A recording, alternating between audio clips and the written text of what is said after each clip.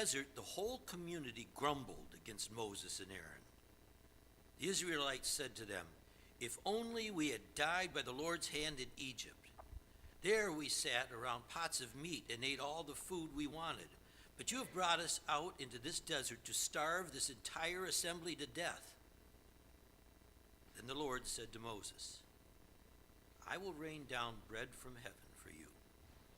The people are to go out each day and gather enough for that day. In this way, I will test them and see whether they will follow my instructions. On the 6th day, but the one who is rich should take pride in his low position, because he will pass away like a wild flower. For the sun rises with scorching heat and withers the plant. Its blossoms fall and its beauty is destroyed. In the same way, the rich man will fade away even while he goes about his business. Blessed is the man who perseveres under trial, because when he has stood the test, he will receive the crown of life that God has promised to those who love him. When tempted, no one should say, 'God is tempting me,' for God cannot be tempted by evil." After another, there will be no way that we can mine everything about the book of James unless we spend a year in this tiny little book. So we're going to be taking certain themes as they come up, and then some of the subjects he raises, he is going to raise again later. On occasion, it is fun to play a game. So this morning, we're having a game. You get a point for every right answer. You can accumulate points over time for a fabulous prize, which I'm not telling you what it is, but eventually it will be made known. You might be suffering from dokimasophobia. So today I want to find out, what phobias do you know? First, phobia. Any guesses are appropriate this morning? A blutophobia. Anybody know what a blutophobia is who was not here last night or does not have a cheat sheet? Melanie has all the answers. A blutophobia. Any guesses? Fear of Bluto. My granddaughter Taya has this fear, should she have any fear. Omphalophobia. You have to know Taya pretty well to know if she has omphalophobia. No? Fear of what? Oompa Loompas. Sue Cross said last night, maybe fear of sousaphones in marching bands. Omphalophobia. Omphalophobia is a fear of belly buttons. She has this big protruding, She'll get a belly button eventually, but she could have omphalophobia. Phobia is classified only as that which actually disables you from functioning in its presence. It can't just be nervousness or anxiety or fear. A phobia is something that actually stops you from proceeding. It disables your ability to function in its presence. Dokimasophobia is from the word that James uses here in this context, a fear of examination, a fear of testing. It's not just merely test anxiety or having difficulty with testing procedures. It is being disabled when one feels they are being watched for this way.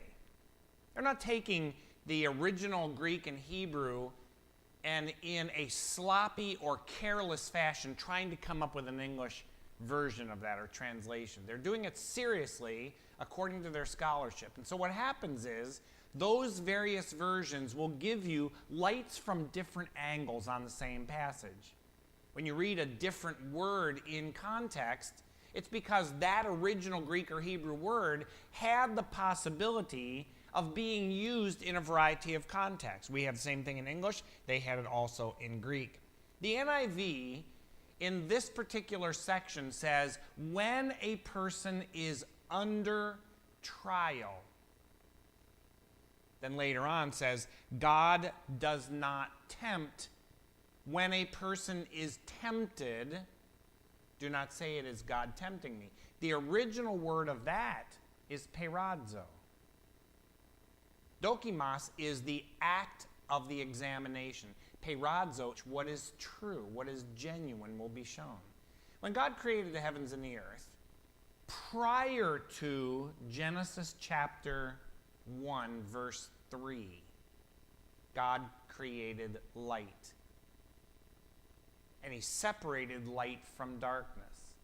Prior to verse 3, what was there? Darkness? See, the reality is we only know darkness as an absence of light. Darkness didn't need to be created. In a certain odd sense of thinking about it, prior to the creation of light, everything was darkness. It was the nature of reality, that there was no light, so everything was dark. Darkness is not a presence of something existing. It's only when light is blocked, when there's a shadow, when there's something that prevents the light that God made. God created the positive. The flip of that is just part of the nature of life. When we were created as volitional beings, able to make a choice, not by instinct, but by volition, by our will, the opportunity to do wrong became a part of that choice. To choose one option by which they could obey him, or they could choose not to obey. A tree of the knowledge of good and evil. And he said, don't eat from that tree. He didn't put a huge fence around it. It wasn't electrified. It wasn't poisonous. It didn't taste terrible. He simply said, here's your option. This proves your faith. It makes it genuine. In a certain sense, it's a test, but not a test to failure. It's a test to genuineness. At one point, Adam and Eve were hiding from God. They were attempting to avoid encountering him. God goes in the garden and calls Adam, where are you? He says, here I am. He says, Adam, why are you hiding? He said, I knew I was naked. He said, did you eat from that tree that I told you not to eat from? He said, not my fault. I got a wife. Oh, sheesh. She fixes dinner. She puts in front of me. If I complain, never hear the end of it. You should hear her. Nag, nag, nag. It's not my fault. Eve made me do it. God says, He finds Eve. He says, Eve, what did you do? Did you take from the tree I told you not to take from? She said, it's not my fault. Satan had coupons. There was a sale on shoes. I had to, it's not my fault. Say, Lord, you know I'm not driving this car because there are no brakes. You test those brakes to make sure they're genuine. It's not to try and make them fail. That's not what the test is. It's to prove they're genuine. It's to establish that they're real.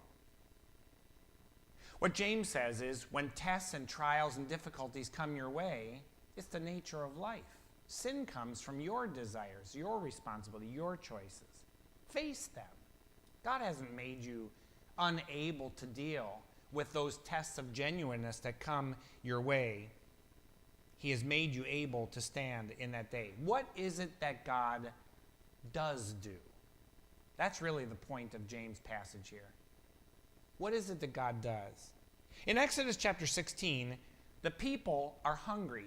Human beings expend their energy. They need moisture and they need food. God knows that. He delivered them from Egypt after crying out to him. They crossed the Red Sea by miraculous events and the intervention of God. They get on the far side in the Sinai. For 430 years, they have only seen Egyptian worship. The stories of who God actually is only come down as vague recollections of their patriarchs. Jacob didn't know anything about that. God had created in 6 days, and God rested on the seventh day. And what he says to us is, work 6 days, rest on the seventh day. Here's my command. Take a day off. Don't work. Don't labor. Don't sweat. Don't agonize. Don't fret. Don't get involved in all the things of the world. Here's my command to ruin your fun and take away all of pleasure in the world. Rest. Because I rest. I work and I rest. You work and you rest. You will become in my image, like me. So he says in Exodus 16, here's what I'm going to do. I'm going to give you bread to eat. I'm going to give it 6 days a week. Don't try and get extra. You don't need to worry about the future. You don't need to worry about tomorrow. Gather the bread for the day. Whatever you're going to eat, take it. If you try to take extra, it's just going to rot. It's going to go bad. It's going to smell terrible and be full of worms. However, on the 6th day, take 2 days' worth. Double your collection. And then on the 7th day, I won't provide any. I rest on the 7th day. You rest on the 7th day. Nothing could be easier. It's a test, not to failure, but to genuineness, to reality, to truth. And so immediately, somebody tries to gather extra. They put it in their Tupperware container where they started. And eventually, he took them to Mount Sinai. James then concludes this passage by making an interesting statement, which New International collects. Every good and perfect gift, New International says, but it's actually 2 different words. Every good gift, dosis, a thing given, a donation. And every perfect gift, dorian, it's a different word. It actually means the sum total of everything that could be given, every real thing God gives. He doesn't give that which is negative and destructive and poor. He gives what is good and honest and true. And every moment then becomes for us an opportunity, a test, an examination of the truth of our faith. Not some heroic, gigantic, over the sky, outside the limits faith, but simple, ordinary faith that connects our lives with our testimony. Who is God? He is the Father of lights, not the Father of darkness. Darkness isn't. Light is. Find their way at the sound of your great name. All condemned, feel no shame at the sound of your great name. And every fear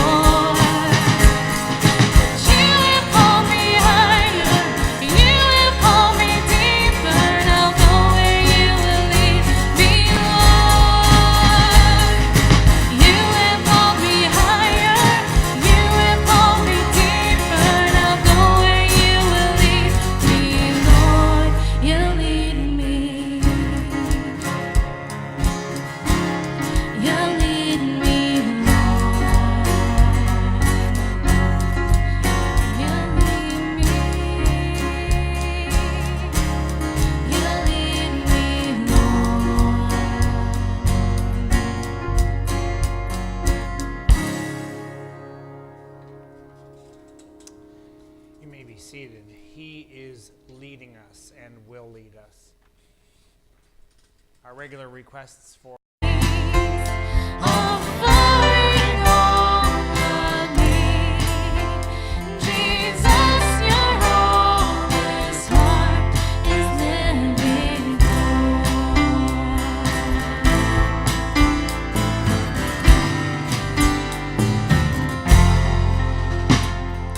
broken, I run to you for your arms are open wide. I am weary, but I know your touch restores my life. So I wait for you.